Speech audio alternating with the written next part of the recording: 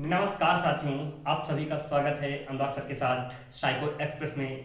आज हम आपके यहाँ जितने भी पेपर हुए हैं इसके पहले सीटेट के, उनमें विकास के जो भी क्वेश्चन आए हुए हैं, रिपीटेड क्वेश्चन, उनकी हम चर्चा करेंगे और भविष्य में इनके आने की क्या है दोबारा संभावना है। तो इस वीडियो को एक बार जरूर देख लीजिएगा, एक नंबर आपका क्लियर हो जाएगा कि विकास के क्वेश्चनों में एक क्वेश्चन जरूर आना है, विकास के सिद्धांत को लेकर हर पेपर में आना है।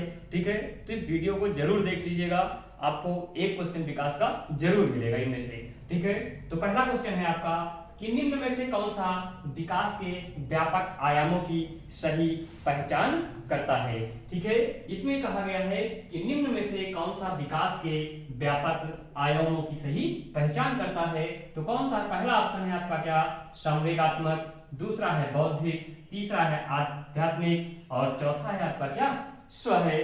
ठीक है, स्व का मतलब होता है सेल्फ। ठीक है साथियों, दूसरा ऑप्शन बी ऑप्शन क्या कहता है कि शारीरिक, व्यक्तित्व, आध्यात्मिक, संवेगात्मक। ठीक है, तीसरा है आपका सामाजिक, शारीरिक, व्यक्तित्व और सेल्फ। ठीक है, चौथा है आपका शारीरिक, संज्ञानात्मक, सामाजिक, संवेगात्मक। ठीक है, तो इसमें बात कर रहा है कि विकास के जो व्यापक आयाम है, ठीक है साथियों, व्यापक आयाम है, उनका सही क्रम पूछ रहा है।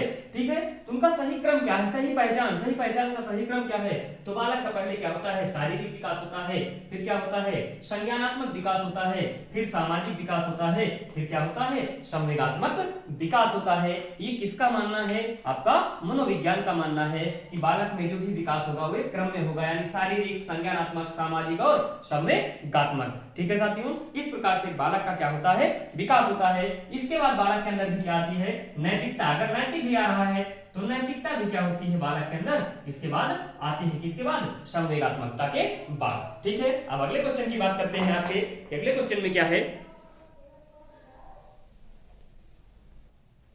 ठीक है, अब अगले क्वेश्चन की बात करते हैं। तो अगला क्वेश्चन हमारा क्या कहता है कि विकास की वैयक्तिक भिन्नता, क्या विकास की वैयक्तिक भिन्नता को समझने के लिए क्या महत्वपूर्ण है। ठीक है साथियों, विकास की वैयक्तिक भिन्नता को समझने के लिए क्या महत्वपूर्ण है। तो पहला ऑप्शन है कि पर्यावरणीय कारकों पर विचार करना, जो लोगों को क्या करता है, प्रभावित करता है। ठीक है, तो ऐसा कुछ नहीं है। ठीक है, तो ये ऑप्शन आपका पहले ही गलत मान लेते हैं। शरीर एवं दिमाग के परिपक्वन पर विचार करना, ये भी आपका क्या है, गलत है वैयक्तिक भिन्नता पर। ठीक है, यानी वंशागत, तीसरा ऑप्शन आपका क्या है, वंशागत विशेषताओं के साथ साथ पर्यावरणीय कारकों एवं उनकी पारस्परिक क्रिया पर क्या करना है, विचार करना है। ठीक है, वैयक्तिक भिन्नता में आपका क्या, यही सही होगा कि वंशागत विशेषताओं के साथ साथ पर्यावरणीय कारकों एवं उनकी पारस्परिक क्रिया पर क्या करना है, विचार करना है। तो ये ऑप्शन आपका क्या होगा, सही होगा। ठीक है साथियों, चौथा भी आपका क्या है, गलत है कि वंशागत विशेषताओं पर विचार करना जो प्रत्येक व्यक्ति के जीवन में क्या हो, शुरुआत देती है, ये सब क्या है, नथिंग है, शुरुआत देने का कोई मतलब नहीं है। ठीक है, उसके बाद हम बात करते हैं अगले क्वेश्चन की। अगले क्वेश्चन में क्या कहा गया है, अब अगले क्वेश्चन की बात करते हैं। तो अगला क्वेश्चन क्या है कि निम्न में से कौन सा विकास का सिद्धांत नहीं है। ठीक है साथियों, क्या पूछा जा रहा है, निम्न में से कौन सा विकास का सिद्धांत नहीं है। तो क्या पूछा जा रहा है, नहीं है। नहीं को आपको क्या करना है, काला कर लेना है कि कौन सा नहीं है इसमें पूछा गया है।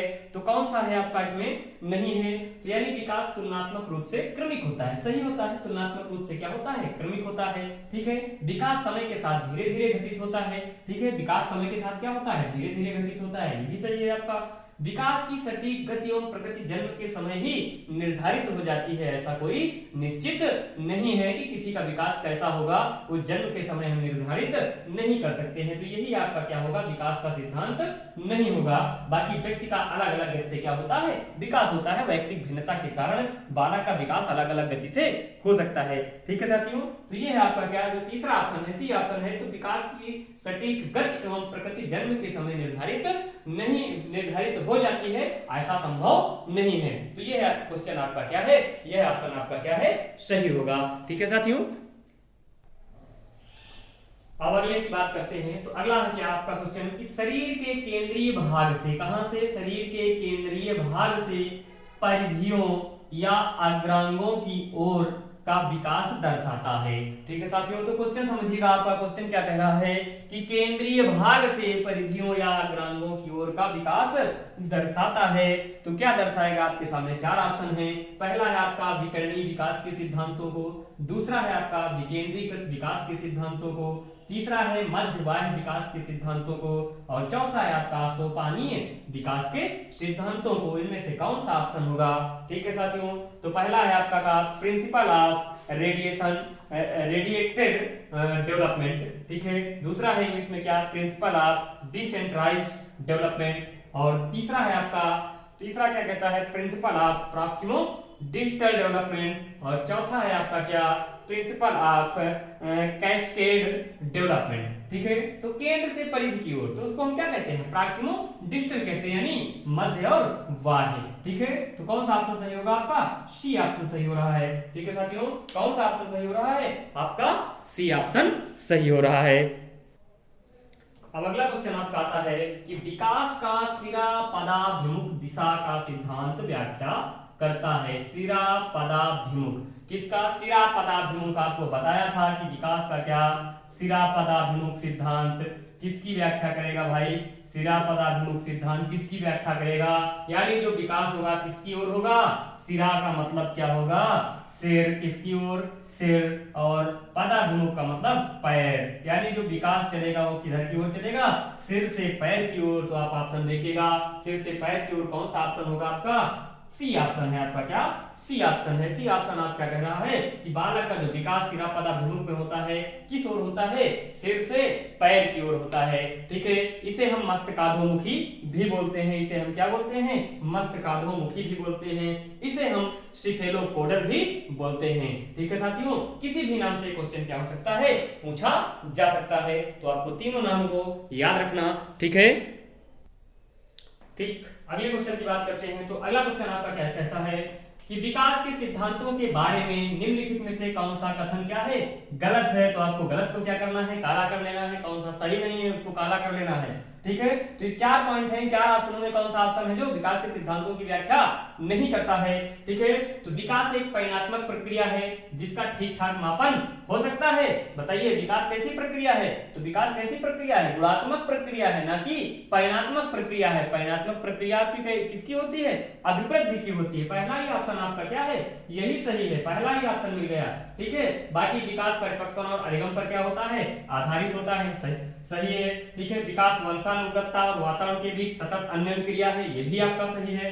प्रत्येक बच्चा विकास के चरणों से गुजरता है, फिर भी बच्चों में वैयक्तिक भिन्नताएं देखने को मिलती हैं। तो ये 3 ऑप्शन आपके क्या होते हैं? आपके विकास के कथनों में से सही है। लेकिन यहाँ पे पूछा गया है कौन सा कथन गलत है। तो गलत कथन आपका क्या होगा? विकास एक परिणात्मक प्रक्रिया है। तो परिणात्मक विकास ना होकर गुणात्मक है। गुणात्मक होता तो चारों ऑप्शन आपके क्या हो जाते? सही हो जाते, ठीक है साथियों। तो कौन सा ऑप्शन सही होगा?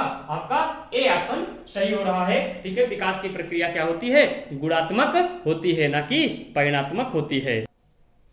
अब अगले क्वेश्चन की बात करते हैं। तो अगला क्वेश्चन आपका क्या कहता है कि विकास की गति एक व्यवस्थित एक व्यक्ति से दूसरे व्यक्ति में भिन्न होती है, किंतु यह एक, ठीक है, खाली जगह है, नमूने का अनुगमन करती है, ठीक है। तो 4 ऑप्शन आपके पास है। कौन सा ऑप्शन यहाँ पे फिट बैठेगा? ठीक है, तो एक एड़ी से चोटी नमूने का, गलत है भाई, एड़ी से चोटी का कोई मतलब नहीं है। अव्यवस्थित, विकास अव्यवस्थित हो नहीं सकता है, ठीक है। तो विकास क्या हो सकता है? अव्यवस्थित हो नहीं सकता है, ये भी गलत है। अप्रत्याशित विकास भी क्या होता है? अप्रत्याशित नहीं होता है। तो क्या होगा?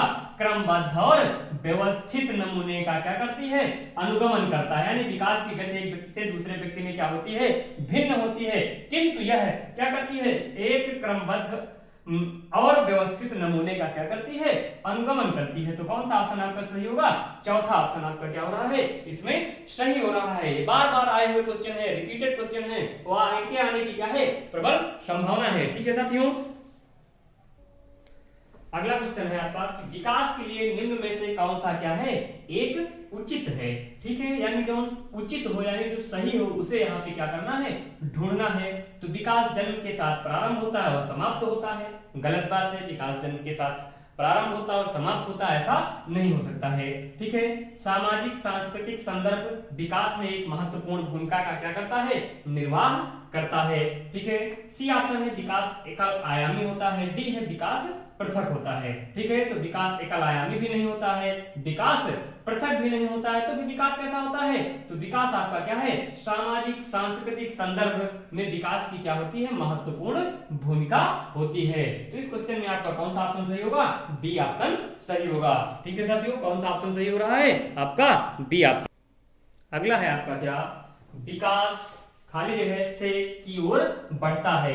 यानी विकास कैसे चलेगा, तो विकास का सिद्धांत आपको पढ़ाया है, एक सिद्धांत यहाँ पे लागू होगा, तो कौन सा, सामान्य से विशिष्ट की ओर लागू होगा, कि जटिल से कठिन की ओर लागू होगा, कि विशिष्ट से सामान्य की ओर लागू होगा, कि साधारण से आसान की ओर लागू होगा। तो विकास हमेशा क्या होता है, सामान्य से विशिष्ट की ओर चलता है। किसकी ओर चलता है साथियों, विकास आपका क्या होता है, सामान्य से विशिष्ट की ओर चलता है। बालक का विकास सामान्य से विशिष्ट की ओर होता है। अगला क्वेश्चन है आपका क्या, निम्न में से कौन सा बाल विकास का एक सिद्धांत नहीं है। ठीक है साथियों, क्या पूछा गया है, निम्न में से बाल विकास का एक सिद्धांत कौन सा नहीं है। ठीक है, तो सभी विकास एक क्रम का क्या करते हैं, पालन करते हैं। सही है, सभी विकास जो होते हैं क्रम का क्या करते हैं, पालन करते हैं। ठीक है, विकास के सभी क्षेत्र क्या करते हैं, महत्वपूर्ण भूमिका निभाते हैं। विकास के सभी क्षेत्र क्या करते हैं, महत्वपूर्ण होते हैं। ठीक है, सी ऑप्शन क्या है, सभी विकास परिपक्वन तथा अनुभव की अंतःक्रिया का क्या है, परिणाम है। ठीक है साथियों, परिपक्वन और अनुभव की अंतःक्रिया का क्या होता है, परिणाम होता है, विकास होता है। ठीक है, डी ऑप्शन क्या कह रहा है कि सभी विकास तथा अधिगम एक समान गति से आगे बढ़ते हैं, तो ऐसा संभव नहीं है। विकास तो चल सकता है लेकिन अधिगम ऐसा नहीं है, तो डी ऑप्शन आपका क्या होता है, सही होता है। ठीक है साथियों, ये डी ऑप्शन आपका क्या होता है, सही होता है। अधिगम आगे बढ़ते हैं सिद्धांत गलत है, क्योंकि अधिगम व्यवहार में उत्तरोत्तर अनुकूलन की क्या है, प्रक्रिया है। ठीक है, जबकि विकास वृद्धि के फलस्वरूप शारीरिक या किसी चीज में आए परिवर्तन को हम क्या कहते हैं, विकास कहते हैं। ठीक है साथियों, ये थे आपके 10 अति महत्वपूर्ण प्रश्न। इसके बाद विकास के 10 अति महत्वपूर्ण प्रश्न और बताएंगे। ठीक है, वीडियो को ज्यादा से ज्यादा लाइक करें और शेयर करें। जय हिंद, जय भारत।